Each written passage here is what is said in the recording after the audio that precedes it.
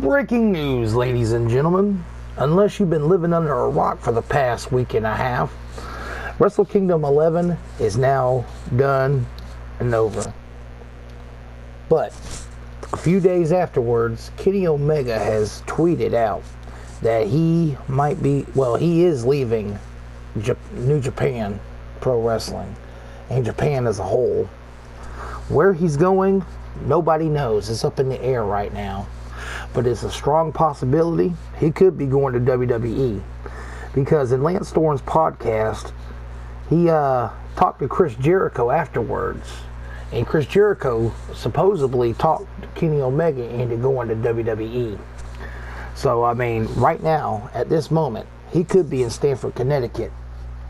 You know, talking to Vince, talking to Tripp, weighing out his options. Because just like he said in his tweet and everything, he is weighing his options and he has changed his path.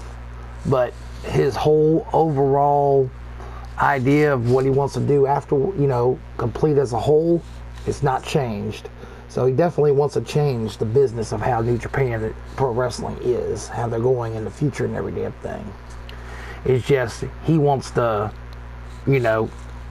pursue his career as worldwide. Right now he's pretty worldwide. It's just he wants to be a bigger face, to get his face out there. And where else to go besides WWE? Now, he did say in an interview, I want to say late last week, that he says he wants to be the legend that never stepped foot in a WWE ring. I mean, I could see that, and I would love to see that. I mean, hell, we've already had one legend that already went to the Hall of Fame before even stepping into a WWE ring, and that was Sting. And there was countless ones before them.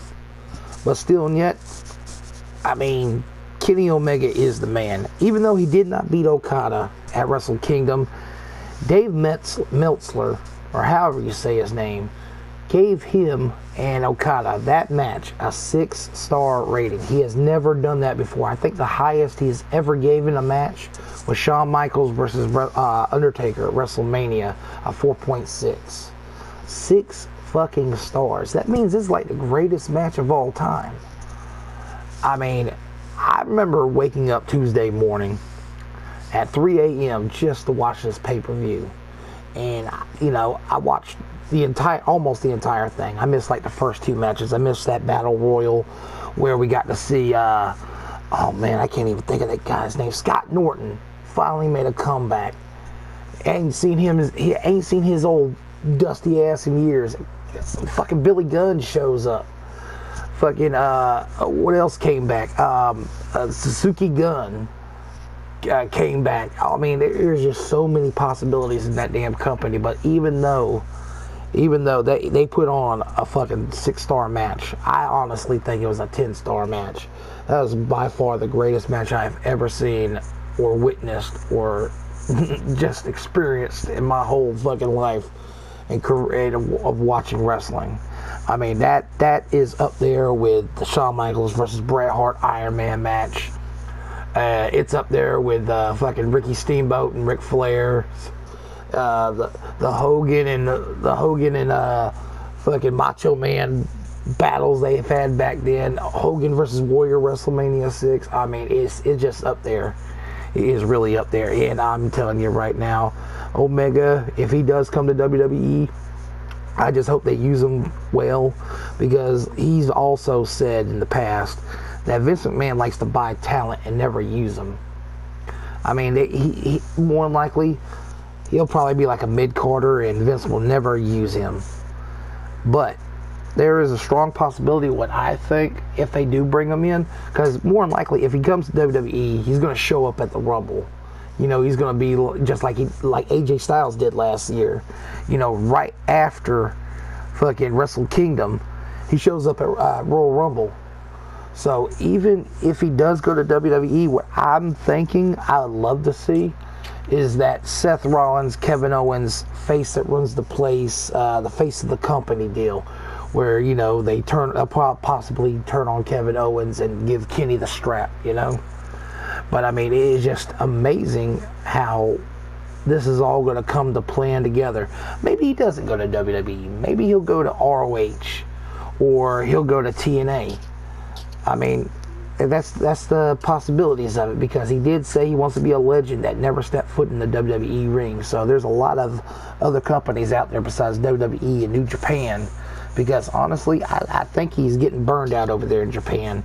I mean, there's not a lot of English speaking people besides that one Japanese guy and Bullet Club, and just a regular talent from out west going over there, so I mean, he's probably wants someone to really talk to and every damn thing. And I don't think he's into Japanese men or women, because Kenny Omega, he's bisexual and every damn thing, so I don't know what's going on with that end. But still and yet, it's going to be great to see wherever Kenny Omega goes. He's definitely going to put on a show, and it just gives all of us more possibilities to actually witness him in the ring over here in the States, because I think last time he's actually wrestled in a match over here in the States, or just over here in like Canada or America, it's been like at least a year and a half, maybe 2 years at the most. So yeah, I'm definitely looking forward to seeing wherever he goes, because there's just more of a possibility for me to attend it and experience the match live, full in color, and right there in my face. Alright, well, that's all I got to say on this one. I will keep you posted at more information on this subject and whatsoever. I'll see y'all in the next one.